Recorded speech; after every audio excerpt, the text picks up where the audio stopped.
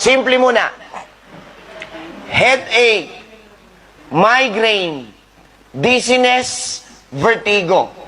4 na simpleng sakit. Ano ang pagkakaiba-iba? Ang headache ay pagsakit lamang ng ulo. Ang migraine, higher level of pain. Hindi yan pagsakit. Pag sinabing migraine, ang Tagalog po niyan, pagkirot. At ang kirot, pag migraine, nagsisimula po sa likod.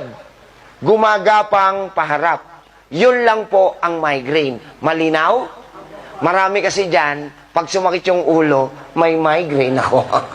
Pasosyal. Hindi naman alam ang spelling. Ang dizziness, pagkahilo.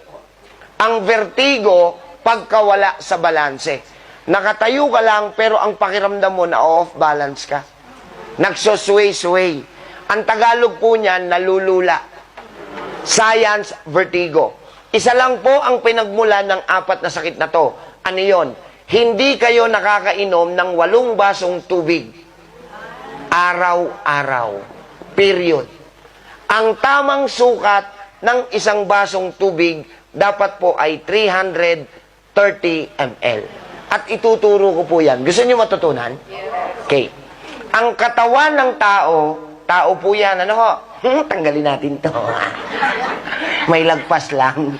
Ang katawan ng tao, 70% tubig ang laman. Yan yung normal level ng body natin.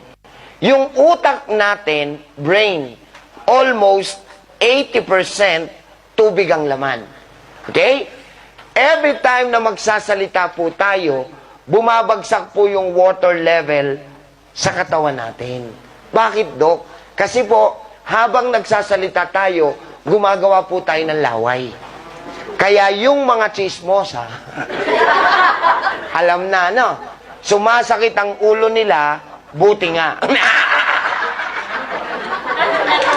Kapitana, kung ako nga ang masusunod, pag chismosa, hindi lang dapat sakit ng ulo, stroke agad.